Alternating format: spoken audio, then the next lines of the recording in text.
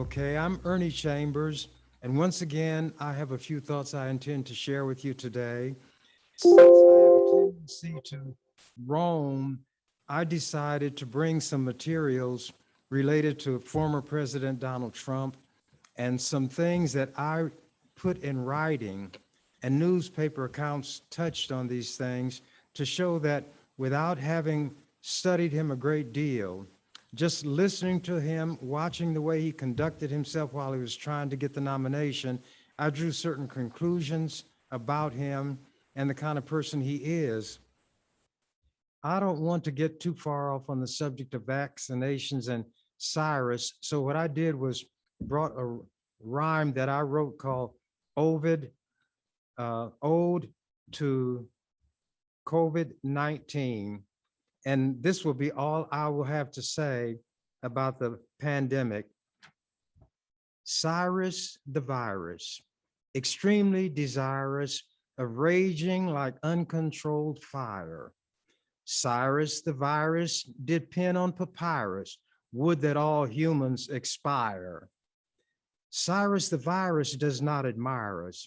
If it could have its own way, it would inspire us, then would require us by recklessness ourselves to slay.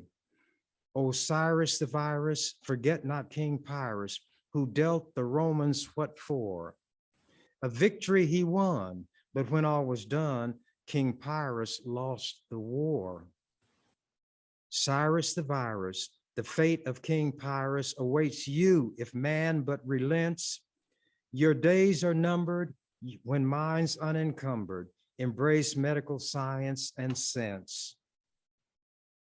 What I'm going to start with today is an invitation that I received from Donald Trump's operation in March of 2007, a few years ago. And it was addressed in cursive on the envelope, Ernest W. Chambers, 3116 North 24th Street. In those days, I used the barbershop as the mailing address, Omaha, Nebraska, 68110-1915. And then on the envelope, in a box, special invitation, which was very fancily printed. It was called Creating Wealth the Trump Way. I shall now read what was sent to me those long years ago. Dear Mr. Chambers, please be my personal guest to hear my real story on Trump wealth creation from my son, Donald Trump Jr., and also be trained by 4 self-made multimillionaire experts. Donald Trump Jr.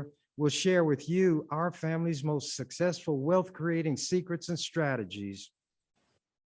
As my special VIP guest, I have enclosed 2 VIP personal guest tickets, and you will receive a special gift, a complimentary edition of, this is the name of the book, Trump, in all capital letters, Think Like a Millionaire.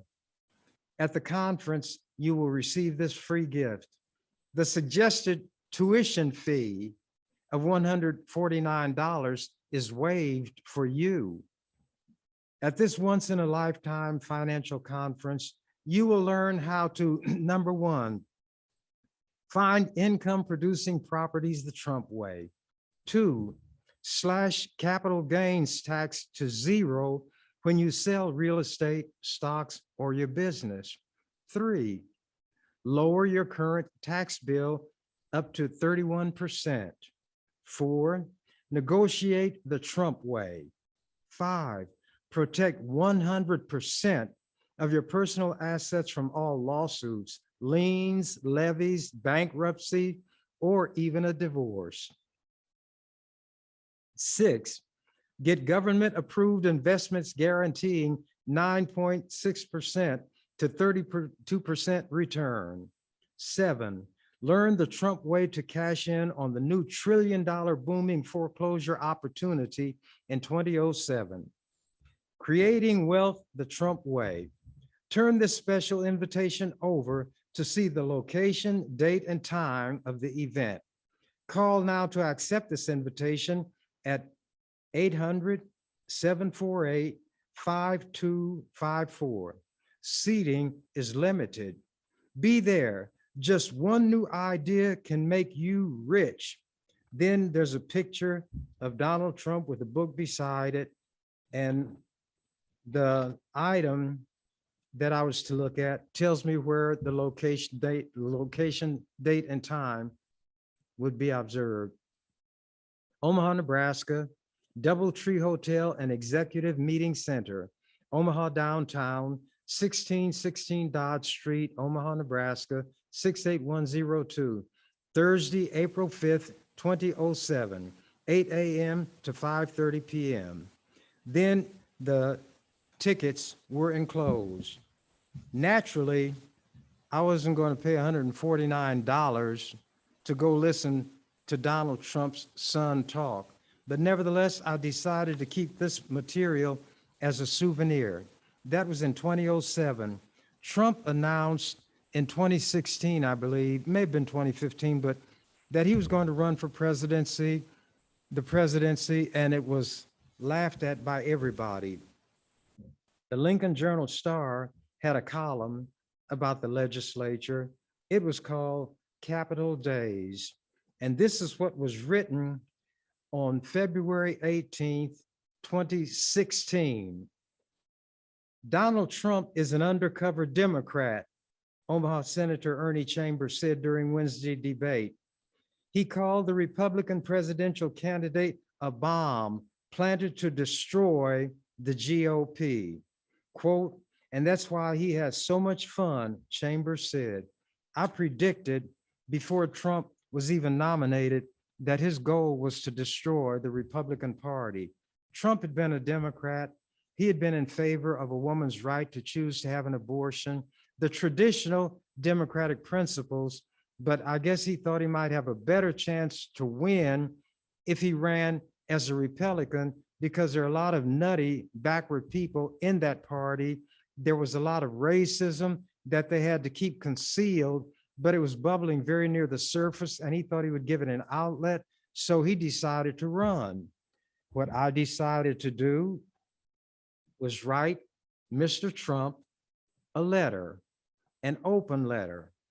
And in order that I could document it, the fact that I had written it, I got documentation from the post office as to where this letter was sent, which was Mr. Donald Trump, Trump Tower, 725 Fifth Avenue, New York, New York, 10022. There was a proof of delivery. I overnighted it. I mailed it November 3rd, and it was received November 4th in Donald Trump's mailroom, and the person in the mailroom gave initials to prove that it was accepted. I didn't want these things that I had said, some of them in the way of a prediction, to appear that I said them after the fact. My letter, this open letter to Donald Trump that I'm going to read, and these pages are large, not that they have a lot of material, but now that jeepers, creepers, why am I wearing these cheaters? Because I do what's necessary under the circumstances to achieve my goal. And since I want to read without doing too much stumbling and fumbling, I put my cheaters on. This letter was sent, as I said, November 3rd, 2016. Dear Donnie, oh, and by the way, I included copies of that material that I read just before starting so that he would know that I am a person to whom an invitation had been sent to this thing that he was putting on. Dear Donnie, I hope you don't mind my using the diminutive familiar. That's what you call it when you don't use a person's formal name. And I don't think he liked to be called Donnie. Anyway, I do not expect my name to ring a bell with you, but as you see from the items attached to this page, which was that invitation and the comments I made about supporting his being selected, you can see that we go back a ways, not as far back as you and young Bush on the bus, but far back enough. This young Bush is a person who had played a tape where Donald Trump was talking about how famous people could do anything, that women would let you grab their privates, you could have your way with them. And when this was played over television, naturally with certain bleeps and deletions, Trump's supporters were very shook up, and they said immediately, "Oh, this was just locker room talk. He didn't mean it." When he asked his wife, they asked his wife, Manila Trump, what she thought about it. She said, "Oh, darling, that is just locker room talk. No, nothing it means nothing." Well, she knows what he was doing when she came to him. But at any rate, I'll continue. That's my reference to Bush on the bus. As the days dwindle down to a precious few, it is time for me, as your self-appointed ambassador without portfolio, AWOP, to write this letter to you. In keeping with the so-called October surprise craze, exacerbated by the Comey fiasco, I am contributing my own version of a November surprise, which is this open letter to you. And that Comey surprise in November was the stuff he brought out about Hillary Clinton and stuff on her server and some things that indicated the FBI might open an investigation, and it immediately wiped out a lot of the support that Hillary Clinton had. And this term, November surprise, has come into being because almost in every election, there is something unforeseen that might turn the tide, which is exposed by one party or the other.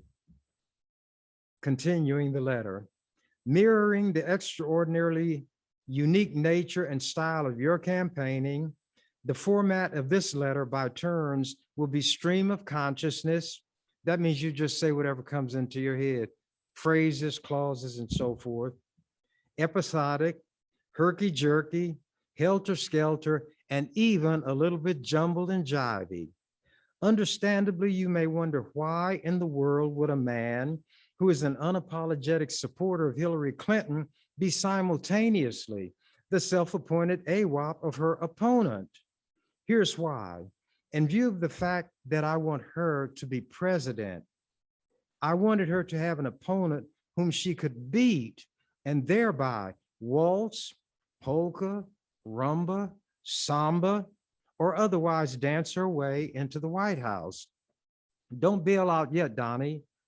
I stated several times on the floor of the legislature, and by the way, those proceedings are carried gavel to gavel by broadcast live on public television and streamed on the internet, that I am the quote, unofficial, unappointed campaign manager, unquote, for Donald Trump, and that my goal is to see him become the Republican Party's nominee for president,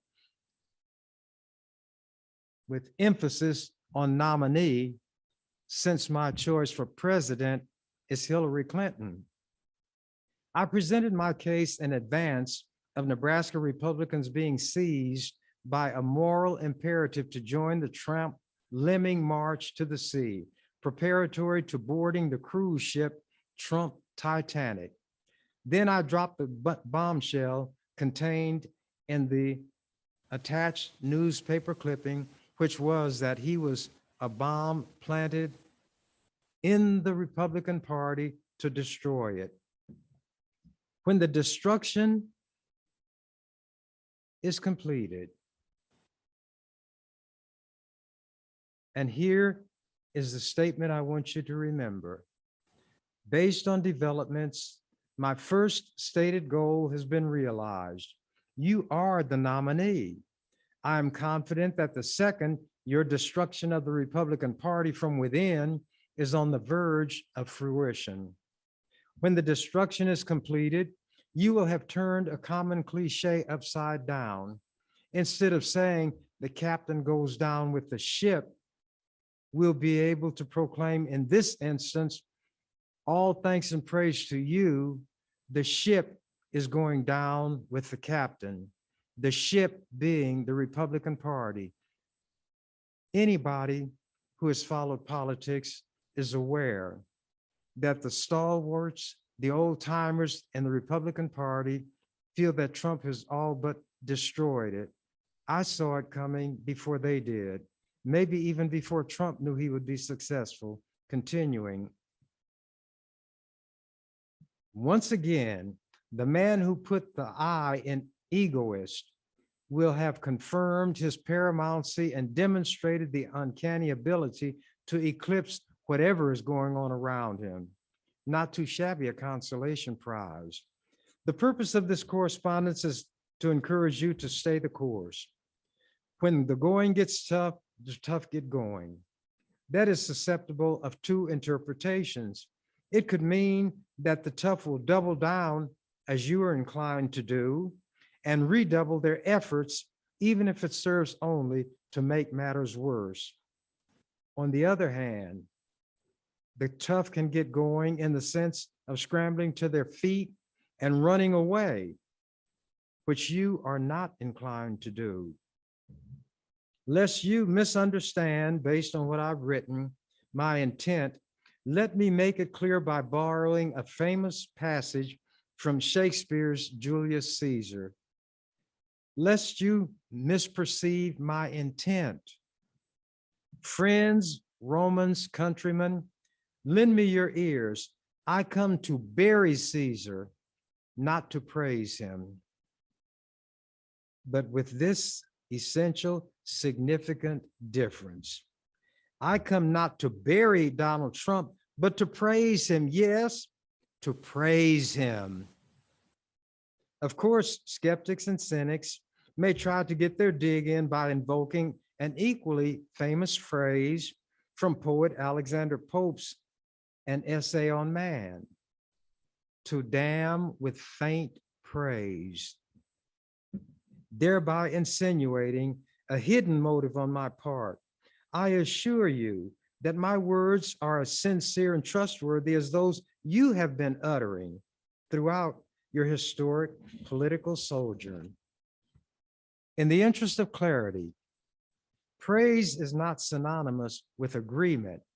I extend praise because you are what you are, as sly as a fox, slippery as an eel, unreliable as a used car salesman, unstable as water, volatile as the stock market, unpredictable as the weather, and to this code, as even a casual observer will note, you are true.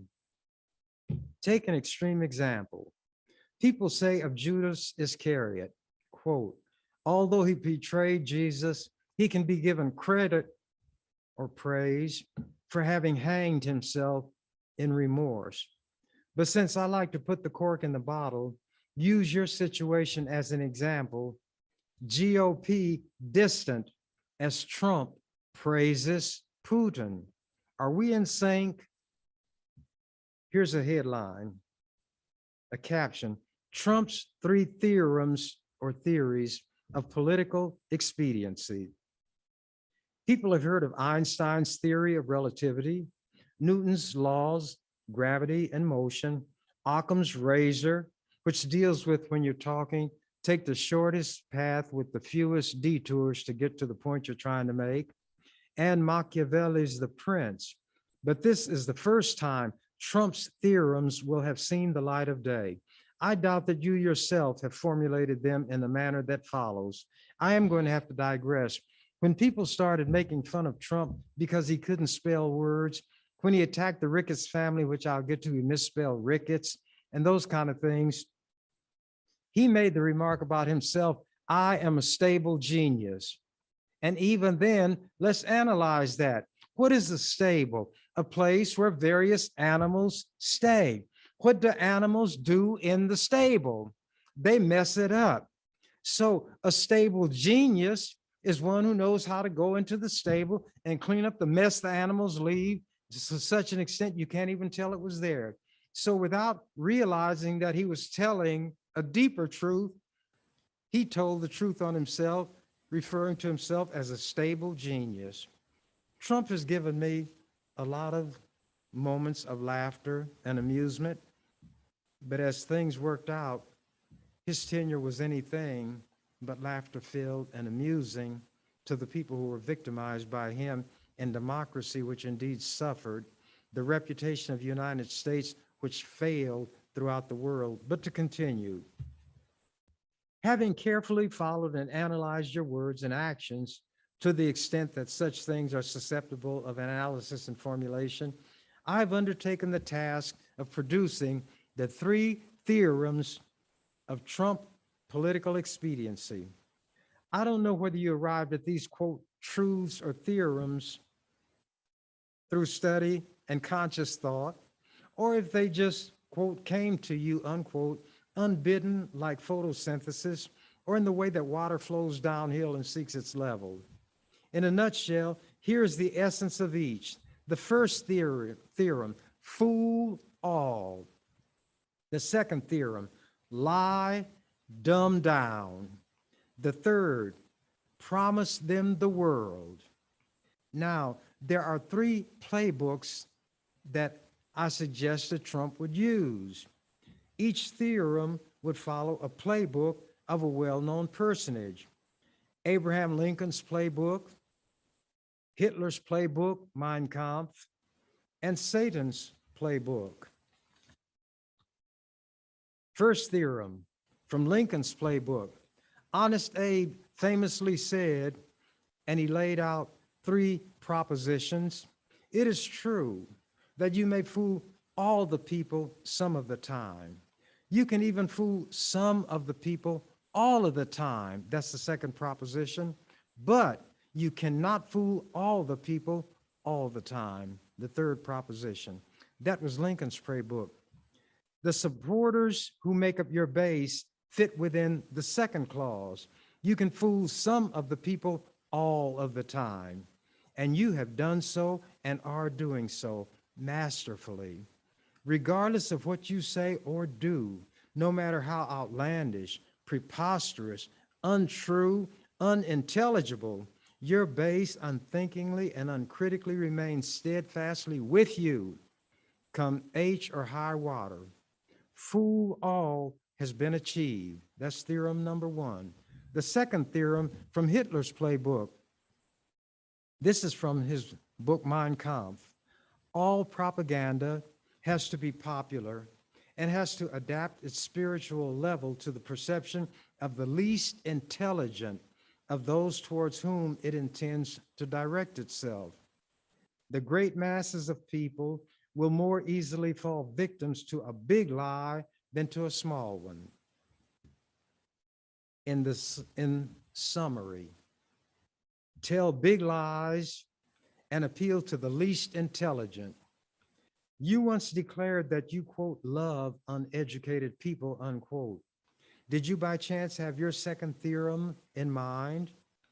As king of hyperbole and superlative, you have regularly unleashed some whoppers, which your base thrives on, like a hungry lion devouring red meat.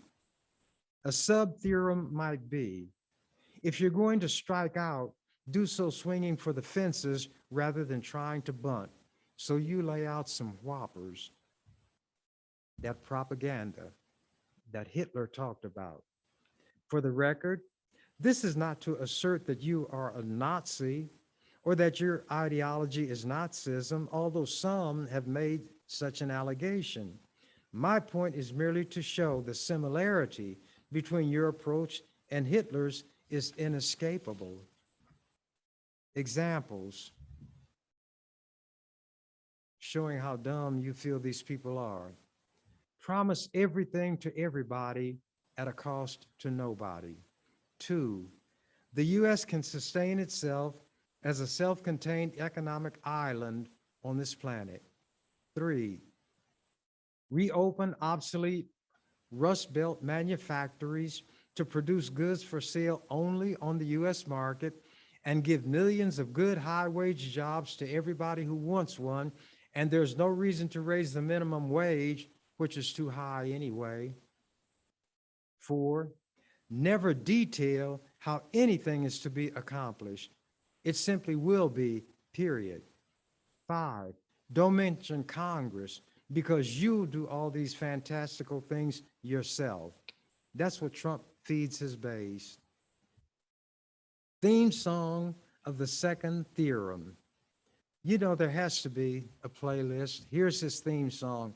I fling untruths into the air. They fall to earth, I know not where. And furthermore, I do not care. All in war and politics is fair. And finally, in the fairy tale, Rumpelstiltskin was a deformed dwarf who could spin straw into gold. Using that example, you could be dubbed Trumpelstiltskin due to your ability to spin a glaring untruth into an authoritative sounding assertion of incontrovertible fact, which your base will swallow. Lying and dumbing down have been achieved by you by way of your second theorem, again, in masterful manner with your base. Third theorem, Satan's handbook. Now, I shouldn't demean the devil in this fashion, but he can take it. And that theorem is promise them the world. In chapter 5 of Matthew are 3 verses, 8, 9, and 10 are their numbers. Again, the devil taketh him up into an exceeding high mountain and showeth him all the kingdoms of the world and the glory of them, and saith unto him, all these things will I give thee if thou wilt fall down and worship me. Then saith Jesus unto him, get thee hence, Satan, for it is written, thou shalt worship the Lord thy God, and only him shalt thou serve. The byline could be, fall down and worship me, for that is what happened here when you look at this headline. Trump thrills Christian audience with promise. And this is part of an article from the Washington Post. The audience included leaders and founders of many segments of the Christian right, the evangelical movement that began in the 1970s under people including the late Jerry Falwell. Among those present and involved in the program Tuesday were Focus on the Family founder, James Dobson, who, by the way, is no longer with that group, former Christian Coalition head, Ralph Reed, and evangelist Franklin Graham, son of evangelical icon Billy Graham, who was the religious handle that would fit any political tool in the White House. He would say what any president wanted him to say by way of praise. And when I was a kid and believed as a child, thought as a child, understood as a child, behaved as a child, I listened to Billy Graham on the radio on Sunday, and he would always say at the end, this is Billy Graham, Minneapolis, Minnesota, and may the Lord bless you real good. But as Paul wrote, as he continued what I just quoted, when I became a man, I put away childish things. And now going back to what I'm telling Trump in this letter, again, you handle these holy people, so-called, like a maestro. You know they by and large are actors. They forgot that your entertainment activities equip you to spot frauds a mile away, and such they are, and you know it. Check this out. Despite the fact that your conduct, open and notorious, has been everything but the conduct of a good man, you mocked the disabled, you have used profanity in public, you've incited and condoned violence at your rallies. You've boasted and jested about sexual assault and being allowed to grab women in their crotches. You've insulted, denigrated, and debased women in general. You've encouraged religious bigotry against Muslims. You've insulted, stereotyped, and disparaged Mexicans as rapists, criminals, and murderers. Yet, because you made promises to those religious hypocrites and showed them all the kingdoms of the world as part of the package, they in effect fell down and worshiped you. And a lot of them, the so-called Christian conservatives, continue to worship that devil to this day. Becoming willfully blind, here's what those Christians had to do in order to go along with your program and gain your support. He walks like a duck. He quacks like a duck. He looks like a duck. Therefore, he is a chicken. To top it all off, they ignored Jesus's caution. In Mark chapter 10, the 25th verse, it is easier for a camel to go through the eye of a needle than for a rich man to enter into the kingdom of God. Yet they're in league with him, these Christians. You are the master manipulator. You could teach Satan himself a thing or two. Is it become increasingly evident why I throw praise your way? Donald Trump as Teflon political. Donnie, I deal in analogies. You are the political equivalent of the late mafia kingpin John J. Gotti, with whom you share a middle initial. He came to be known as the Teflon Don because nothing stuck in terms of charges for various and sundry criminal activities ranging from murder, kidnapping, and bribery. A natty dresser enamored of sartorial elegance, in other words, he liked to dress to the nines, he was dubbed the Dapper Don.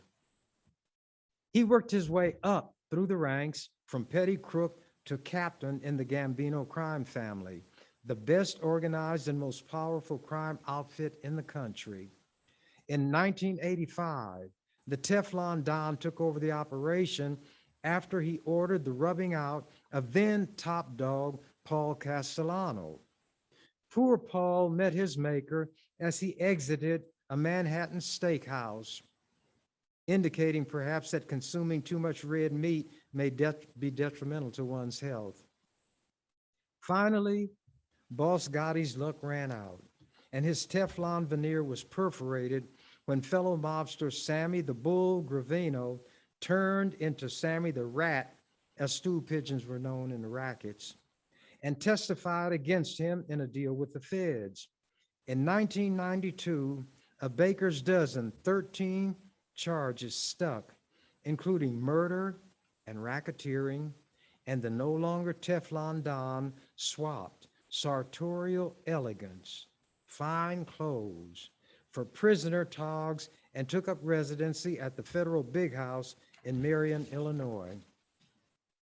He contracted throat cancer, was transferred to a medical facility for federal prisoners in Springfield, Missouri, and was harvested by the Grim Reaper June 10th, 2002, at the age of 61. Thusly did the Teflon Don, born in the Bronx October 27, 1940, meet his Waterloo. A major difference between you and Gotti is that you were born at the top, not at the bottom to work your way up. And the only thing you knew about real work was that people of the lower orders did it. Thus, another point at which you are due praise for your savvy or cunning. You managed to rally to your cause, to become your base, the very people toward whom you harbor contempt and distaste. The great unwashed hordes. You would never socialize with them. You wouldn't rub elbows with them, and certainly would never dream of inviting them to dinner. The point where you and the Teflon Don meet is that in the same way that criminal charges did not stick to him, political opposition, criticism, condemnation, etc., have not stuck to you, no matter the quarter from which they emanated. On the other hand, you are unable to stake claim to sartorial elegance due to your ill-fitting big suits, so Dapper Don, you are not. In fact, you could be dubbed Trumpelstiltskin, but 1 out of 2 ain't bad, right? Whereas some people dream the impossible dream, you revel in and thrive on the unstickable political negatives that would demolish any other politician. You are more Teflon than was Gotti and a more accomplished escape artist than Harry Houdini. Here are just a few of the headlines. Romney blasts Trump as a phony, a fraud, and a danger. Another headline, few experienced GOP strategists are willing to work for Trump team. Another, hypocrisy in Trump's campaign. Republicans do not donate to Trump. Gary Johnson says Trump is, quote, clearly a racist. Mexican president says Trump's language is like that of Hitler. Trump's new slogan has old baggage from the Nazi era. Villains grow as Trump polls slide. Star tweet haunts Trump. GOP reaches new level of panic over Trump. Trump may delay release of tax returns, but a federal court ordered them released. He's being investigated in 3 jurisdictions and facing the possibility of criminal charges. So he may suffer the fate of the Teflon Don to whom nothing stuck when Gravino testified against him and he wound up in the big house. Trump may wind up in the big house. We'll just have to wait and see. He was called the huckster populist. GOP big shots turn on Trump over his attack on judges. Trump used charity money to buy sports memorabilia for himself. Now we get to something that comes right down to Nebraska. Let me touch on something that is very much worthy of note. The story can be told mostly by way of newspaper articles. The first article is dated February 22nd, 2016. Trump says Ricketts family is, quote, against me. Donald Trump took aim at the Ricketts family Monday after it was disclosed that Marlene Ricketts, the wife of Joe Ricketts, was behind an anti-Trump super PAC that pummeled Trump via direct mail pieces in Iowa, New Hampshire, and South Carolina. Trump issued a veiled threat against the family on his famous Twitter account, accusing them of, quote, secretly, unquote, spending money against his presidential bid. For the record, Ricketts's donation was publicly disclosed over the weekend by the Federal Election Commission, another lie by Trump. Trump's tweet said, I hear the Ricketts family, and he misspelled Ricketts, put 1 T instead of 2. I hear the Ricketts family who own the Chicago Cubs are secretly spending $ against me. They better be careful. They have a lot to hide. I repeat, they better be careful. They have a lot to hide. Marlene Ricketts fired back through a spokesman saying, Trump was too unpredictable to be president. Then this is what Brian Baker, an advisor to the Ricketts family, said by way of a response. Marlene Ricketts shares the disappointment of many Trump supporters who believed that our leaders in Washington have failed us, and who also believe our next president must be a principled leader. In her view, Donald Trump has not been a consistent conservative and therefore would be unpredictable as our party leader, unquote.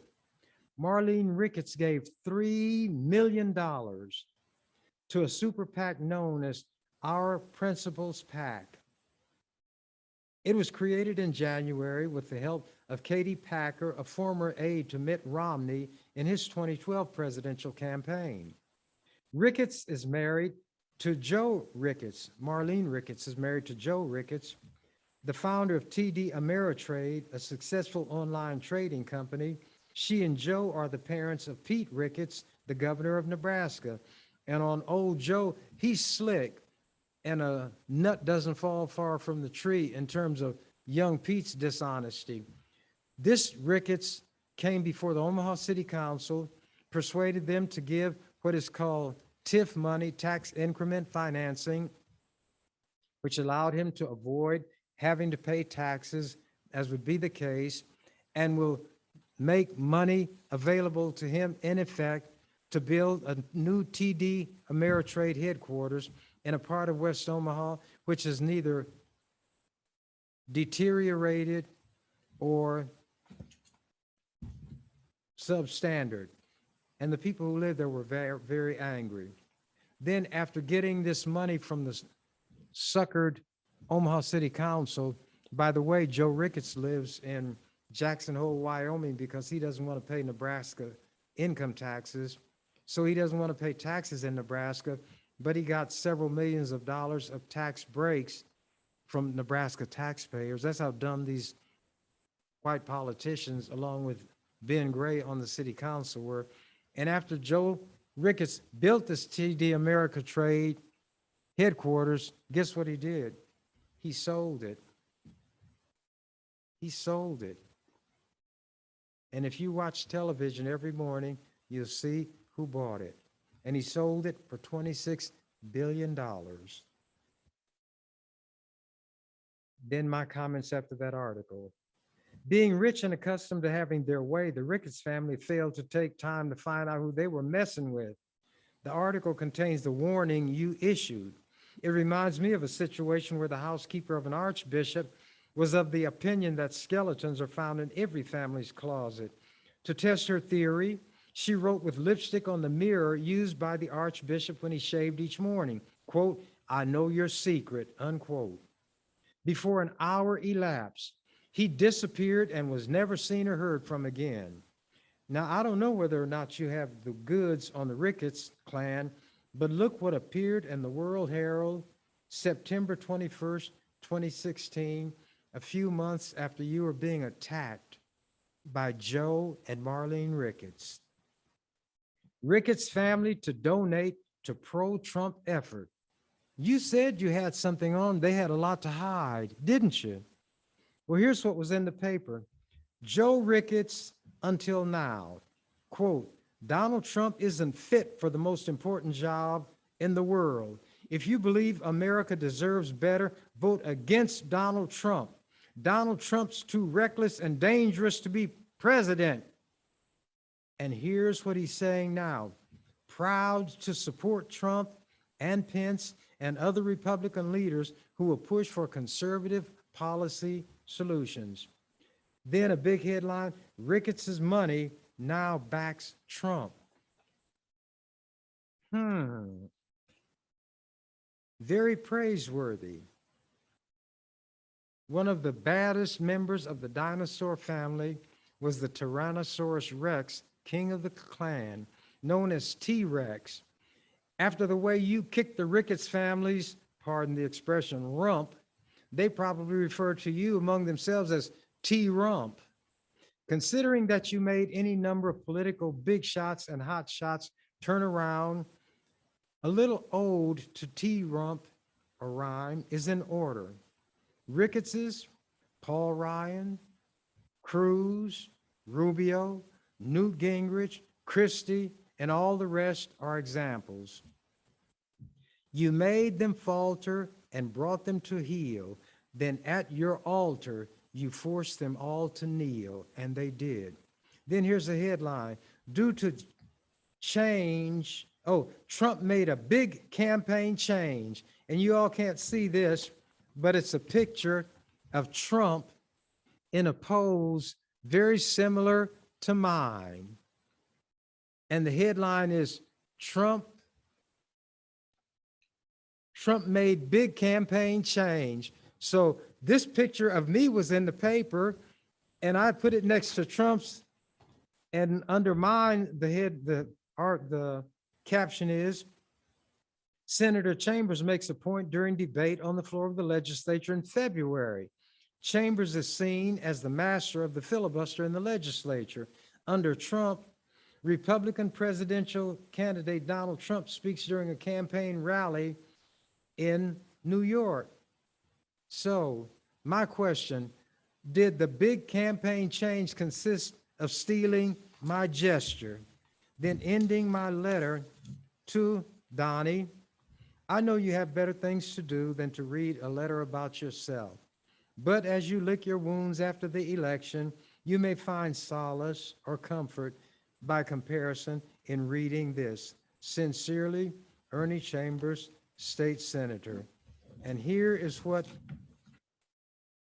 Pete Ricketts wrote, or a big headline, after the Ricketts family attacked Trump, saying he was unfit. Governor Ricketts says, Trump administration, pleasure to work with. This was June 30th, 2017 in the Lincoln Journal-Star.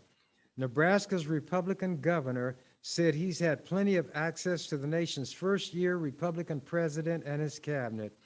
President Donald Trump has been, quote, forward-thinking, unquote, in engaging governors on policy issues, Governor Pete Ricketts told reporters Thursday. Quote, that never happened in the last administration, unquote. Trump hosted Ricketts and 3 other governors Wednesday at the White House for a roundtable discussion on energy issues. And some people say that he made bootlickers out of all of them. And when the persons who said that were asked, how dare you say they're bootlickers? He said, well, I saw the shoe polish around their mouth and on their teeth. That's what was going on. Now, I have a couple of other items. I brought a clock to keep track of the time, and I did not keep track of when I started, so I'm going to have to take my signals from those who keep better time. But there were some things that I did because I don't throw a rock and hide my hand. If I'm going to say something about somebody, I say it openly and publicly. Chambers seeks Trump's removal. This was in May of 2017. Senator offers resolution asking for Trump's swift ouster before anybody else. And this is an excerpt. State Senator Ernie Chambers of Omaha says he'll introduce a resolution seeking President Donald Trump's expulsion from office. Quote, if these people don't do something about removing him from office, then this could be, I'm not an alarmist, the beginning of the end for the United States, unquote, Chambers said Tuesday. A draft of the resolution calls on appropriate officials to invoke the 25th Amendment of the U.S. Constitution to determine whether Trump's actions and conduct make him unfit for office, in which case the vice president should serve in his place.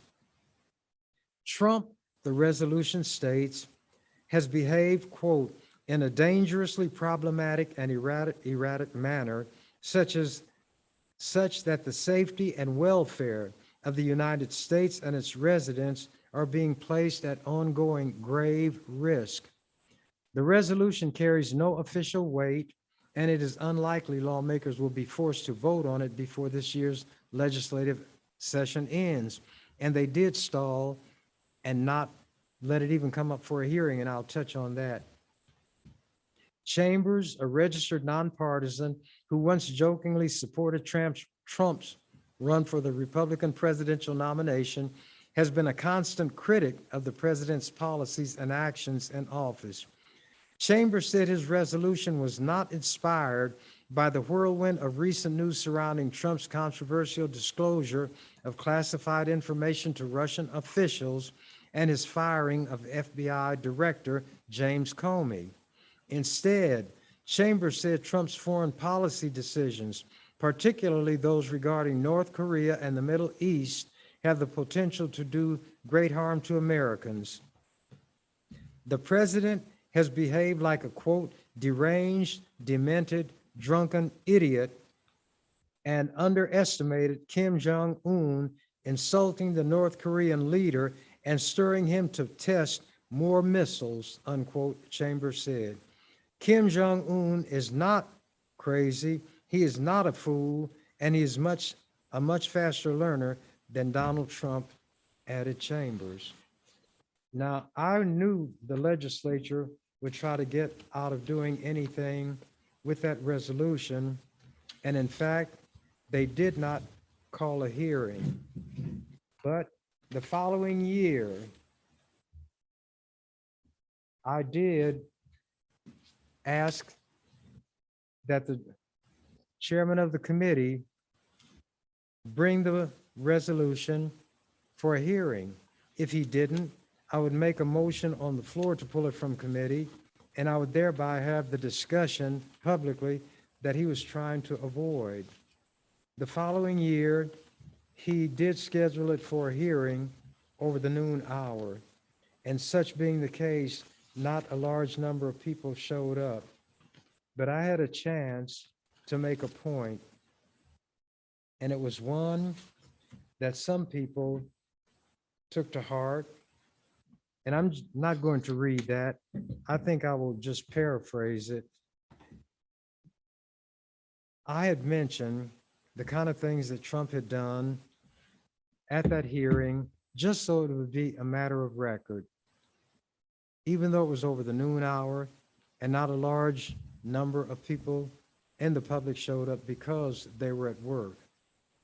But I talked about the number of people he had hired and fired, which showed that he was not a good judge of character. Various policies he had put in place that exposed his racism, his hatred of Muslims and Black people. And then I spoke of what I call a one-act play. And I said, this is what that one act, one scene play will consist of. Now, before I mention that to you, recently on television, the former head of the military, the top general, said that as the election, the last one approached, and Trump was making all these kind of statements, suggesting that the election was stolen, that something would have to be done if Biden was proclaimed president, that it alarmed people in the military, including himself, and he notified the top military people to be prepared to take action if Trump did anything, and he didn't use the word coup, that suggested a coup was undertaken, then the military would step in because they had sworn an oath to defend this country against all enemies, foreign and domestic. Now, that was just a few days ago. I gave my conversation way back in 2018, which may not seem too far away, but that's 3 years ago at least. I had had this to say before that committee. There was a table behind which sat 4 generals. A person who is court-martialed is never judged by people of lower rank. So all these generals had their paraphernalia. They had all of the ribbons, combat ribbons. They had all of the medals, and they had the maximum number of stars on their shoulder. And standing before them was a general, similarly attired. He was at attention. His uniform was sharp. He held his hat under his right arm. And before they would reach a decision, he was allowed to address them.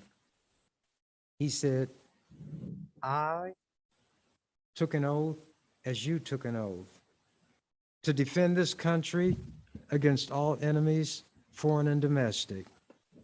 I took that oath seriously as each one of you took it seriously. I was in combat as each one of you was in combat. I risked my life to carry out my oath as each of you risked your life for a similar reason. I killed men during combat in upholding my oath as each one of you have killed men. And now I stand before you to be judged. And then I departed from that and said, in this country, if you utter certain words, they can be twisted to be construed as a threat against the president or advocating violence against the president. So I'm not going to say exactly what was said, but I will describe what appeared in the newspaper the next morning. The headline, General Court-Martialed, sentenced to be executed for assassinating the President of the United States. And that's the way I ended my presentation to that committee. I saw the danger of Trump.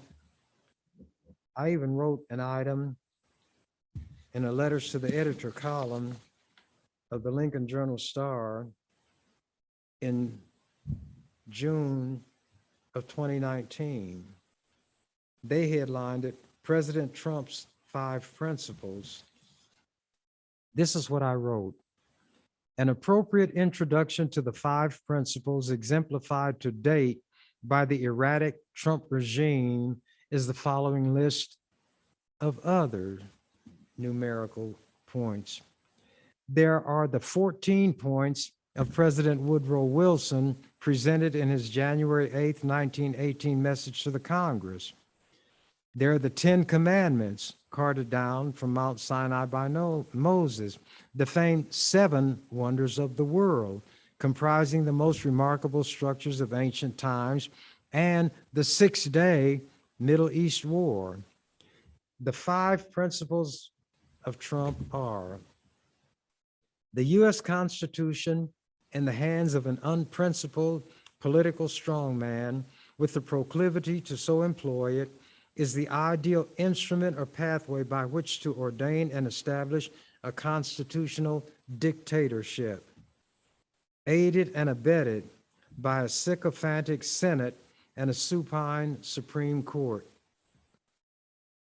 2, would-be dictator Trump, borrowing from Lord Thomas Babington Macaulay, arrived on the political scene, quote, ready, booted, and spurred to ride, unquote, and corralled millions of compliant Americans, quote, ready, saddled, and bridled to be ridden. 3, a mentally unstable, erratic, weak man with strong weapons is volatile, unpredictable, and dangerous in the extreme in a jumpy world on nuclear tenterhooks with an itchy finger on a hair trigger. 4, children of whatever age should never be allowed to play with matches. 5, a pyromaniac, that's an arsonist, a pyromaniac should be barred from keeping and bearing a blazing torch in a gunpowder factory. While campaigning for the presidency, Trump asserted, I love uneducated people, which is the perfect lead-in to the words of another would-be dictator. Quote, all propaganda has to be popular and has to adapt its spiritual level to the perception of the least intelligent of those towards whom it intends to direct itself. The great masses of the people will more easily fall victim of a big lie than to a small one. Adolf Hitler, Mein Kampf, which I mentioned among his theorems. Then, to my surprise, a response was written a few days later in the same letters to the editor column. Headline, Chambers gets it right on Trump. In reference to Senator Ernie Chambers' letter to the editor, President Trump's 5 principles, June 23rd, he sure nailed it. Maybe it should be printed again. People should also heed the philosopher George Santayana's warning, quote, Those who cannot remember the past are condemned to repeat it. And he signed it. He was from a little town called Crete. Now, I do not intend to go off on another tangent, so I'm going to end this presentation. My name is Ernie Chambers, for those who may not know, and that's the traditional way to end it. And as said the canary, when the door to his cage was left open, I'm out of here. Thank you for watching the Ernie Chambers Show. If you'd like to make suggestions, email us at ewcfacts@gmail.com. That's ewcfacts@gmail.com. This has been an EWC Communication production.